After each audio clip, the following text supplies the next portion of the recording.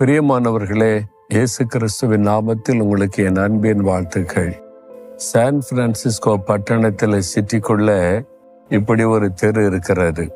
இதுக்கு பேர் குறுக்கட் ஸ்ட்ரீட். பாருங்க, ரொம்ப அழகா பூக்களால் அலங்கரிச்சிருப்பாங்க. நிறைய பூக்கக்கூடிய செடிகள் வச்சிருக்கிறாங்க.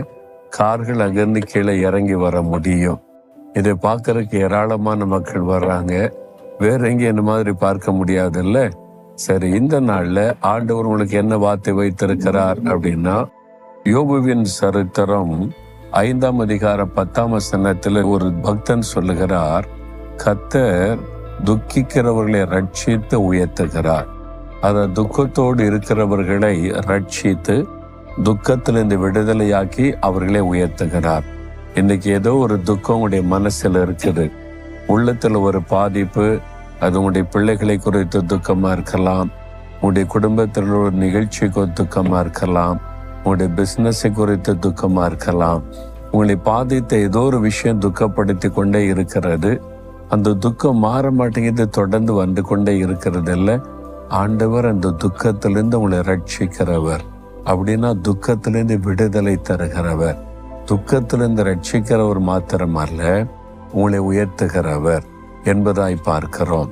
வேத புஸ்தகத்துல யோபு என்ற பக்தன் ரொம்ப துக்கப்பட்டு கலங்கினார். துக்கத்துக்கு மேல துக்கம் அவருக்கு.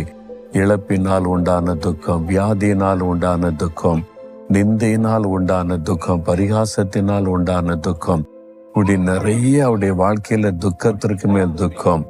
ஆண்டவர் ஒரு நாள் அந்த துக்கத்துல இருந்து மீட்டு எடுத்து அவரை உயர்த்தினார். 2 மடங்கு ஆசீர்வாதம் கொடுத்து உங்களுக்கும் அப்படி செய்வார். இந்த துக்கத்திலிருந்து நீங்க மீட்கப்படுவீங்க, இந்த துக்கத்திலிருந்து ரட்சிக்கப்படுவீங்க. ஏன் தெரியுமா? இயேசு சிலுவையில நம்முடைய துக்கங்களை ஏற்றுக்கொண்டு நம்முடைய பாடுகளை சுமந்தார் என்று வேதம் சொல்லுகிறது.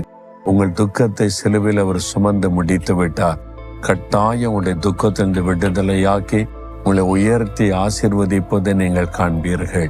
இப்போ என்னோடு கூட சேர்ந்து விசுவாசத்தோடு ஜெபிங்க.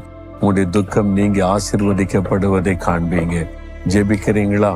இயேசுவே, நீ துக்கத்திலிருந்து ரட்சித்து உயர்த்துகிற தேவன் என்பதை இவருடைய வாழ்க்கையில விளங்க பண்ணும். இன்றைக்கு ஒரு அற்புதம் நடக்கட்டும்.